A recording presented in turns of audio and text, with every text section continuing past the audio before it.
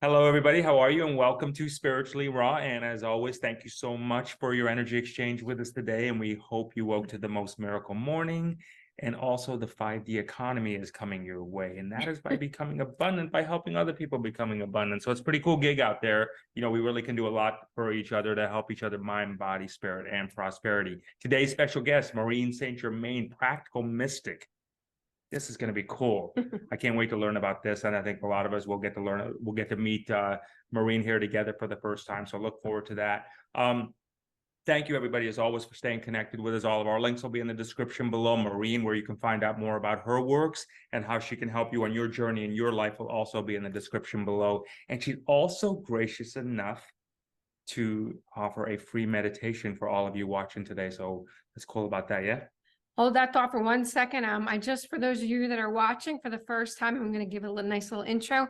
And from wherever you're watching the show, please do take a second, hit the like, hit the subscribe, and all three of us would greatly appreciate it if you would share the show. That's right. Before Maureen gets to her special gift, for those of you, they're like, who is that beautiful woman? Well, this is Maureen St. Germain, aka the Practical Mystic. She has over 25 years of experience in the area of mystical and sacred traditions as an internationally acclaimed Ascension teacher and Akashic Records guide. Maureen has been granted access to a dimension closed off to most of humanity for many eons. Cannot wait to hear about that. Maureen is the founder of the St. Germain Mystery School and the Akashic Records Guides, Inc. She also runs the sought-after annual program, the Ascension Institute. She has personal connections with angels, ascended masters, Hathors, divine feminine, and also the dragon. She is the author of 6 books, 12 of them translated into various languages. And she's taught spiritual knowledge for contemporary life for the past in 24 countries, which I want to talk about as well. All of her links are in the show description. Please do check them out. And would you like to share your gift before we get started? Oh, sure. So, I have a guided meditation called the Golden Dancing in the River of Golden Opportunity. And a lot of the meditations that I've created, and I've created over 30, the background music is written by me, and it's usually channeled. And then the script and the voice are me. So they're really very, very focused on what you can do. And my way of doing a guided meditation is different than anyone else that I know of. And that is, I leave a space for you to insert your part. So you can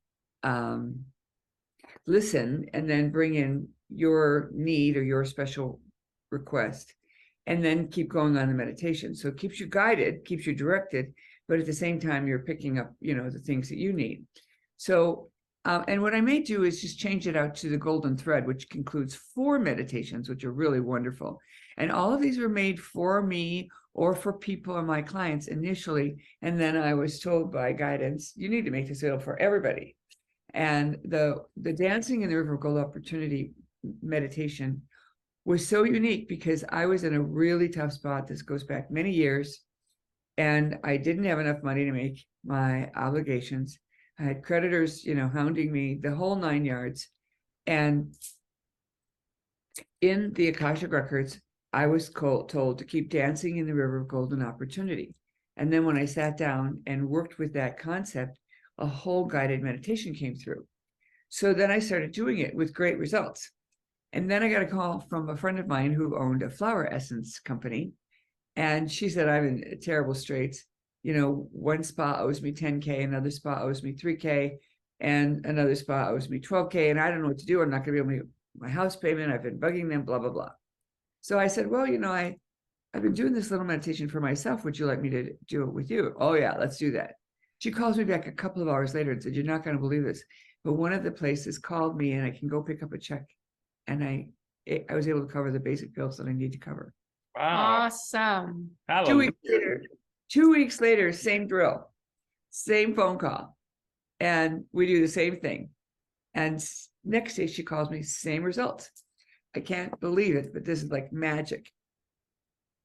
So this particular meditation brings in the river of golden opportunity that we forget is ours. We Mm. forget that we have access. And it's really like chi that we're focusing on bringing in abundance. So that's one of the meditations. And then another one of the meditations is also very, very special. I carried this around in my head for 7 years. And bottom line, I was shown that there was a energy ring around the head, a little bit lower than where an Indian would wear his band for the feather. And you may have even felt it. You, as listeners, may have felt this band around your head and wondered, what was that? What is that? And the answer is, it's your golden bowl. And the golden bowl is like an upside down bowl that covers the front of your face where your sinuses are, the sinuses on the back, on the side, and then on the back. And the sinuses, it's not known by medical science what all these sinus cavities do. Mm. So I stayed with this because I hadn't quite figured it out. And then I came across a biblical reference to the golden bowl in Ecclesiastes. And I was like in awe because it's exactly what I was told. It was exactly what I was shown. And so in the meditation, I explain the genesis of where this information came from, why it's important. And then the actual meditation, I have pages and pages of feedback from people that have used the golden bowl, and they can feel it. They can feel the sinuses open up, and they can also see the results because it improves your connection. So my irreverent name for this is, it's the satellite dish to call home. I love it. A satellite dish to call home. To try them. The Golden Bowl. And the river of The collection of 4 meditations, and they're all really wonderful, but I'm only talking about those 2 so far. They are all for, emphasizing and activating your capacity to hold light, and your capacity to magnetize light to you, which is money in this case. Which is money in this which case. is a wonderful thing. Love it. I love it. And I'm actually so glad that you call it exactly what it is. So many money, and something that we all need in our existence in today's world. So many people, Maureen, have a fear of success and a fear of making money, and they feel as though it's very egotistical. Mm-hmm. Well, it comes from, as you probably know, it comes from a couple of places. It comes from past lives as an ascetic, where you were either a nun or a monk, where you didn't need to have money because the monastery took care of everything. And then there's also the element of the abuse of money. And when you see that, you don't look at the person, well, you might, and say they're abusing money, but you're more likely to say money is evil. And when you have a lot of money, it causes you to do evil things, but that's not true. There are plenty of people who have resources and make donations, big ones, and continue to live a life, a simple life, and they distribute their wealth in certain ways. We all know of well-known people that have done this. What do you think is the thing? So, for example, well, you know what? I'm going to rewind just a minute because there's a lot to cover with you. And I want to start off with I know we're diving in this one. Practical mystic first. I want to kind of hit that. How did your interpretation, or how should we interpret the phrase practical mystic, and how does that apply? And what makes that different than a mystic? Someone that's a mystic. Well, I was married for 25 years the first time. I had 4 sons. The youngest was 10 when my marriage broke up. And I needed to find ways to use the spiritual knowledge I had in my everyday life. And so that's part of my agenda. I'm not interested in just teaching people who want to meditate all day. I'm interested in reaching out to the people who have everyday problems like I did, couldn't make the bills, all of that, had to go to work, still have kids at home, what's going on when I'm not there, all of that jazz. So I developed tools that would help me as a parent and then as a businesswoman. When I worked as a lobbyist, I came across an issue that we didn't know what to do about. And I was representing the small telephone companies in a Midwestern state where there were lots and lots of individual mom pop phone companies. And I remember going into meditation saying, I don't know how to fix this. I don't know how to address it. And I came out of meditation, I knew exactly what to do.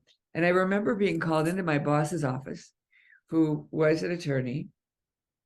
And he said to me, I just want to know one thing. Did you copy them or did they copy you? And he was referring to all the legal briefs that were filed by the big telcos that were part of this statewide organization. And I did not say a word. I just smiled because I knew if I said they copied me, he would be really freaked out. And he knew I was a mystic. And he would say to me, I don't want you to tell me what your intuition's telling you. I want you blah, blah, blah. You know, give it to me straight, find the facts behind it, blah, blah, blah. So it was really quite interesting to be in that experience. I think that the boss I had, although he was an attorney and he was very wedded to a certain way of being in the world, he was also very connected to his spiritual beliefs and wanted them to be important to him. So it was a very interesting conundrum for him. So when we use the skills that I teach, we can use them for everything.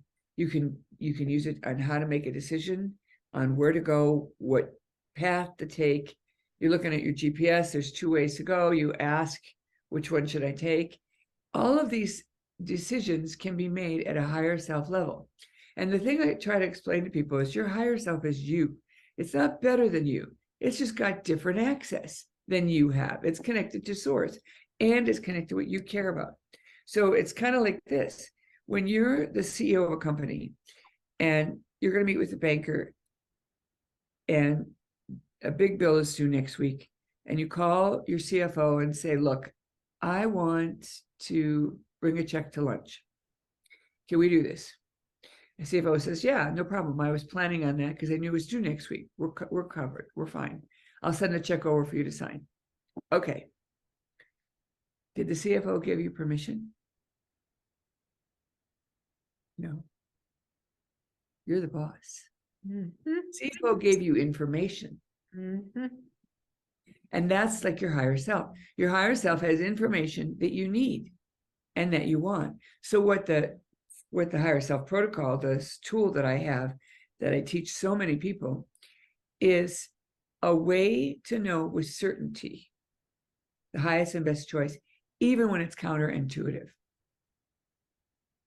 And that's really amazing. Would you say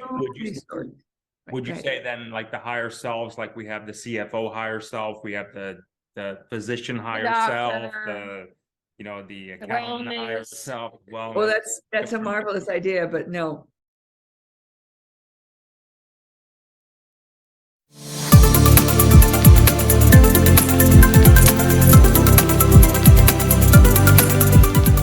I had given up my horses 20 years before that, was taking Tylenol, Aleve, and Tramadol, got off them in 3 days, and I'm getting goosebumps. And if I cry, I'm sorry, but it's really moving. How it's changed my life.